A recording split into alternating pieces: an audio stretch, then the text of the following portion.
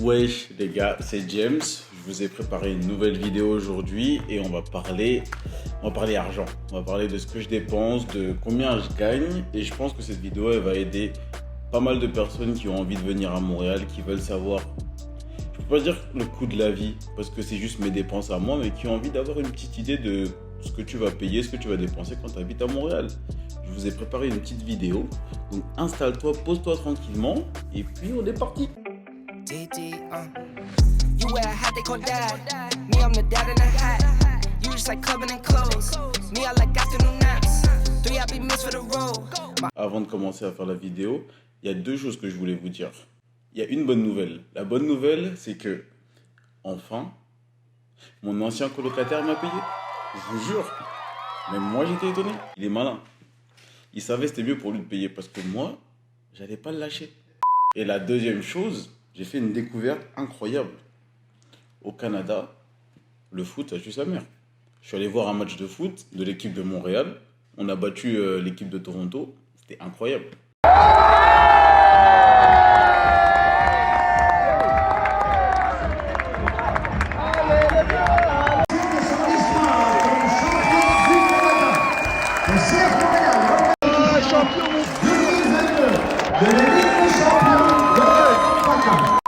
Je vais juste vous parler de ce que je dépense, de ce que je paye. Les dépenses pour ma maison, enfin pour l'appartement, le loyer, etc., etc. Les dépenses genre autres, tout ce qui est loisirs, tout ce qu'on fait à côté, tout ce qu'on dépense qui n'est pas pour l'appartement. Et à la fin, je vais vous dire combien je gagne. Enfin, combien j'ai gagné quand je suis arrivé au Canada et combien je gagne maintenant. Comme ça, en même temps, ça peut aider certaines personnes à voir l'évolution financière que tu peux avoir, surtout quand sachant que moi j'ai aucun diplôme et c'est juste mon expérience professionnelle qui m'a permis d'avoir de meilleurs emplois. On va d'abord commencer par les dépenses de la maison parce que c'est les plus importantes. Si vous venez au Canada, dans tous les cas il vous faut un appartement ou un endroit où loger. Donc je suis allé des moins chers, moins élevés au plus élevés. Donc d'abord, Internet. Pour Internet, on paye $50. Pour $50, ça nous donne un truc du style 120 mégas, je crois que c'est tout, 120 mégas dans tout l'appartement. Franchement, on n'a pas trop de problèmes de connexion. La plupart du temps, on est en câble Ethernet, parce que moi, la box est dans ma chambre. Mais à part ça, là maintenant, il faut qu'on rentre dans les dépenses un peu plus embêtantes, mais qui servent. Parce que là, c'est le chauffage. Le chauffage dans l'appartement, nous, on paye $160. C'est régulé de manière à ce que cette somme-là, on va la payer tous les mois, que ce soit l'hiver ou l'été. Et le fait d'avoir ce genre d'abonnement, en fait, tu vas payer la même chose tout le temps. Donc ça veut dire que même si tu consommes plus que ce que tu payes, en été, ça va se réguler, puisqu'en été, tu n'utilises pas ton chauffage, puisqu'en été, c'est la canicule. Il fait chaud. Il fait très chaud. D'ailleurs, petit conseil, pouce dans la vidéo. Si tu viens à Montréal l'été et que tu comptes pas acheter de climatisateur, ou de clim, ventilateur, c'est vraiment le minimum. Si tu n'achètes rien de tout ça, bonne chance. Bon, on a parlé du chauffage. Maintenant, on va parler du prix de mon appartement. Je pense que je vous l'avais déjà dit. Je sais pas si... Je pense que dans la vidéo, j'avais fait mon room tour, j'en avais parlé, j'avais donné le montant. Mais le loyer de cet appartement est à $1430. Pour 2 chambres, ça comprend 0 charge. C'est un peu cher parce que c'est un quartier qui est un peu huppé. Enfin, je sais pas, d'après ce qu'on m'a dit, c'est genre un quartier où les gens, ça les dérange pas de payer trop cher. Moi, je savais pas. J'étais en France. L'appartement, il était disponible. Donc, c'est le premier appartement que j'ai vu et je suis venu. À Montréal, honnêtement, tu peux trouver de tout. Tu peux trouver un appartement ou une colocation. Tu vas payer $450. Ou tu peux trouver un appartement dernier étage d'un bâtiment de ouf avec piscine, salle de sport, etc. où tu vas payer $2000. Il y en a pour tous les critères. Si tu cherches bien, tu vas trouver. Ce qui est important, c'est de venir aux bonnes dates. Le jour où on fait les déménagements à Montréal, c'est le 1er juillet. Okay. Enfin, en général, la période des déménagements et la période où les bails se terminent, souvent ça va être en juillet ou en août. Donc c'est cette période-là. Si tu viens en dehors de cette période-là, c'est un peu plus compliqué. C'est un peu plus compliqué puisqu'il y a moins d'appartements et du coup, les prix sont plus élevés. Il y a plus de personnes qui cherchent en même temps que toi, donc forcément tu galères un peu plus. Ça à prendre en compte. Venir au bon moment. Ça, c'est une astuce que je vais vous donner, les gars. Genre, c'est vraiment un bon tuyau que je vous file. Si vous voulez venir à Montréal, la première chose qu'il faut penser, prenez le forfait de chez Free ou SFR. Je pense que c'est Free et SFR, les deux qui proposent des forfaits où tu peux utiliser ton forfait à l'étranger. Parce que les forfaits de téléphone mobile ici, c'est n'importe quoi. Non mais c'est un truc de ouf. Pour genre 10 gigas d'internet, appel illimité, SMS illimité, tu vas payer un truc du style $70. $80 pour un forfait de téléphone. Et quand tu prends un téléphone avec, normal, ça te lâche des $110. Ça te lâche des factures de ouf. Et je comprends pas. Moi, personnellement, j'ai le forfait Free. J'ai 25 gigas appel SMS illimité ici au Canada. Je peux appeler la France. Et je paye $35. Parce que ça fait genre à peu près 20 €. Et honnêtement, prenez ça. Le seul problème, c'est que vous n'aurez pas de numéro canadien, mais il y a énormément d'applications qui existent. T'as Fongo, t'as TextMe. C'est les applications d'ailleurs que j'ai utilisées quand moi je cherchais du travail depuis la France pour pouvoir mettre un numéro canadien sur mon CV. Donc honnêtement, avec ça, vous êtes tranquille. Vous prenez pas la tête à prendre un numéro... Enfin, c'est bien de prendre un forfait canadien, tu vois, c'est cool, mais bon, moi, c'est juste qu'on est dans la survie ici. On essaye d'économiser l'argent comme on peut. Et on économise en ne prenant pas un forfait canadien. Je vous jure, c'est trop cher. Ça me reste ici, là. Et le dernier truc que je peux rajouter, je vous disais avant, c'est les courses. Les courses, depuis qu'Ali est arrivé, on va que chez Uber Eats. Pas sauf là récemment. On s'est décidé, on s'est dit, vas-y, faut qu'on arrête, tu vois. Donc on fait les courses, et le problème, c'est que au Québec, je pense que c'est un peu pareil partout, mais ici, c'est un peu différent de ce que, en tout cas, moi, j'ai connu en France, où je vais faire mes courses, je vais à Carrefour, ou je vais à Lidl, enfin, je vais à un endroit et j'achète tout à cet endroit-là. Ici, tu peux le faire aussi. T'économises des thunes en allant dans différents magasins, parce qu'il y a des magasins où la viande, elle est beaucoup mieux et elle est beaucoup moins chère. T'en as où les petites supérettes, les pâtes, tout ça, les petits trucs comme ça, c'est pas trop cher. Donc, en vrai, quand tu vas à un seul endroit, c'est un peu galère, genre on peut pas faire nos courses à Costco, tu vois, on est deux et les quantités sont énormes et ça va être trop, tu vois. Mais on peut pas non plus faire toutes nos courses à un métro ou quelque chose comme ça, puisque c'est un peu cher et quand on a besoin d'acheter beaucoup de choses, ça nous embête un petit peu. Donc le truc ici, c'est qu'il faut retenir, c'est qu'il faut vraiment essayer d'aller à plusieurs endroits. Moi, c'est ce que je fais, c'est ce qu'on essaie de faire quand on fait les courses, parce qu'aller à un seul endroit, ça va juste prendre trop d'argent et je t'ai dit, on essaie d'économiser dans cette maison. La salle de sport où je suis, je paye $19 aux 2 semaines. Et c'est un peu cher. T'as d'autres salles qui sont beaucoup moins chères. Je crois que c'est Econo Fitness. T'en as un peu partout dans Montréal, mais il n'y en a pas à côté de chez moi comme par hasard. Donc je suis obligé d'aller dans le YMCA. C'est le nom de la salle de sport où je vais, ça s'appelle YMCA.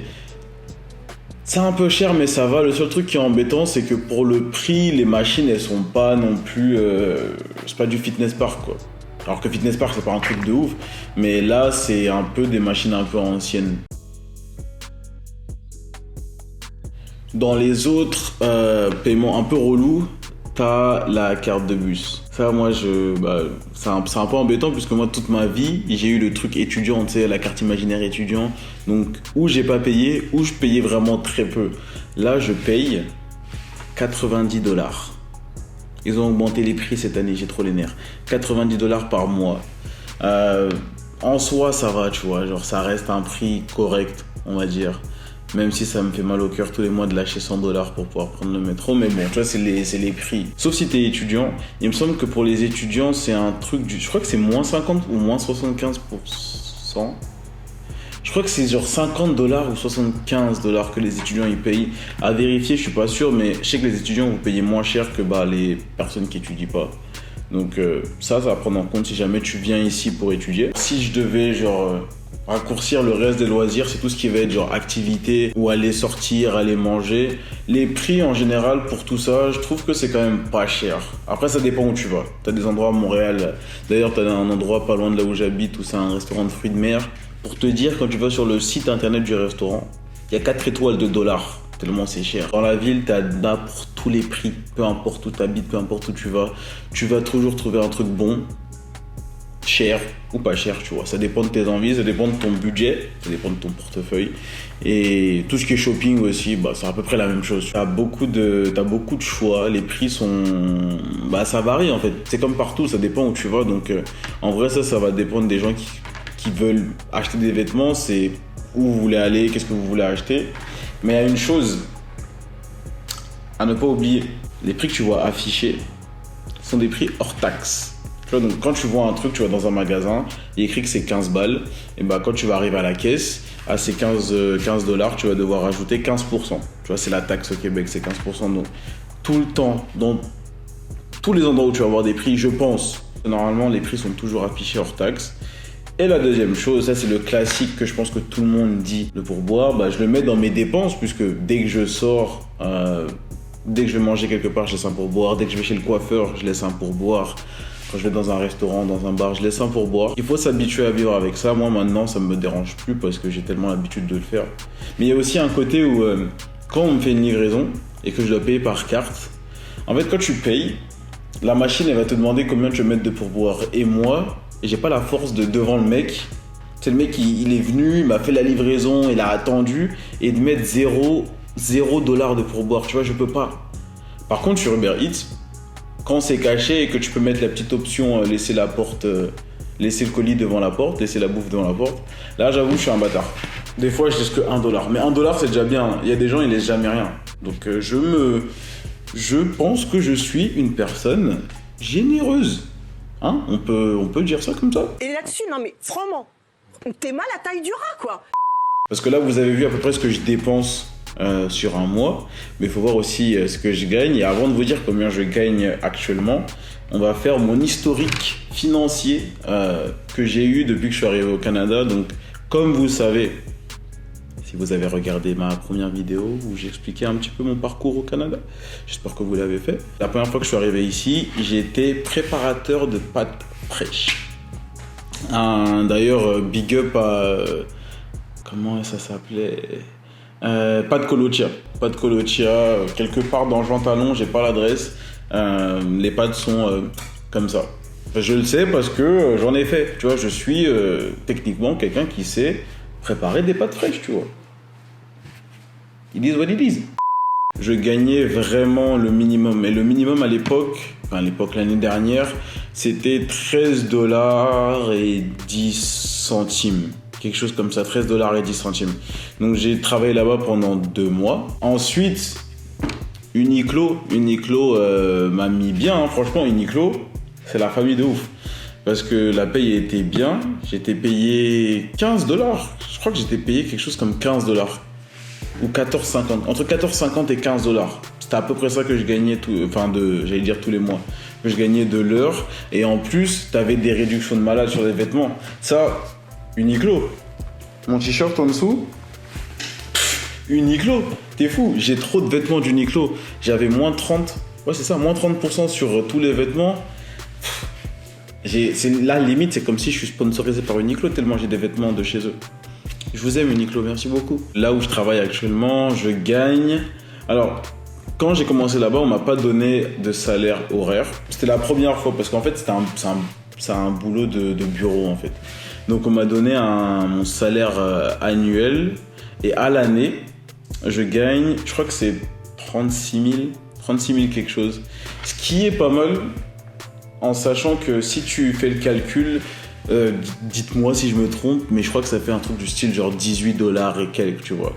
Donc je suis arrivé au Canada il y a à peu près 1 an et je touchais 13 $. Là maintenant, je touche 5 $ de plus 1 an après, sans aucun diplôme, juste en ayant travaillé. Donc ça c'est quand même plutôt cool et c'est pour ça que je dis toujours que le Canada c'est bien parce que t'as v'là les opportunités. Si t'as envie de travailler, si t'as envie de faire des trucs, ici on va pas te bloquer, tu vois, genre il y a du travail. En plus ils sont en pénurie de main d'œuvre, ça passe tout le temps aux infos, il y a grave du travail et si tu travailles bien frère, après tu peux gagner un peu d'argent. C'est ça. Donc j'espère que la vidéo vous aura plu. Il y a une autre vidéo qui arrive très vite. Prenez soin de vous. Merci d'avoir regardé. Abonnez-vous, ça fait toujours plaisir. Et c'était James. Et on se capte très bientôt. Peace.